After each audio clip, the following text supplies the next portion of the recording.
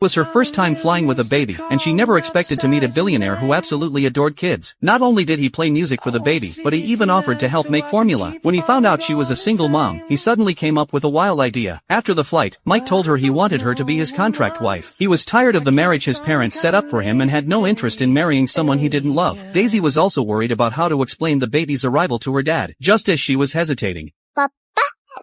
The baby calling him dad saved him from 20 years of struggle. Seeing her child accept him so easily, Daisy had no choice but to go along with it. What she didn't expect was how insanely rich Mike's family was. Their house looked like a castle. The moment they walked in, Mike was stunned. His parents had thrown a huge welcome party, and a stunning fiancé rushed up to kiss him. Then Daisy walked in, and everyone froze. In a rush to change the baby's diaper, Daisy didn't care about manners. She placed the baby on the table like it was her own home, asked Mike's dad to distract the baby with a phone, and even handed the used diaper to Mike's mom without noticing the shocked stares around her. After handling everything like a pro, she took the diaper back and headed to the bathroom. It wasn't until she left that the crowd snapped out of it. Mike's mom immediately asked who this woman was. Mike said she was the baby's mom. Then she asked who the baby's dad was.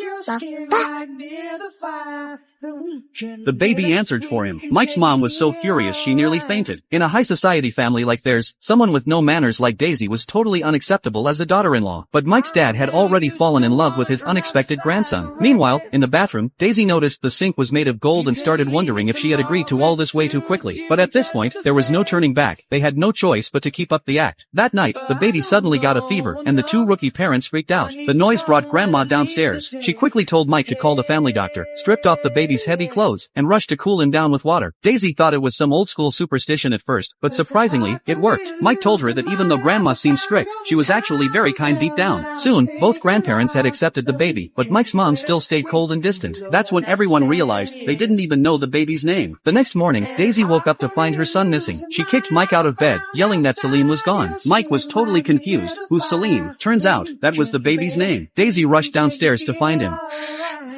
When the family heard the name, everyone turned to look at Daisy in shock. Then, for the first time, Grandma's face softened. Mike's grandfather had also been named Salim. The family assumed Mike named the baby to honor him, and suddenly, this little misunderstanding made them love the child even more. But unexpectedly, Mike was kidnapped on his way to work the next day. The person behind it was his future father-in-law, whom he'd never even met. The man didn't just have Mike soak with ice water, he even cemented his feet and planned to dump him in the river. The old man said he didn't want to see his rebellious daughter again, but ordered Mike to bring his grandson to meet him the next day. Before Mike could respond, he was already pushed into the water.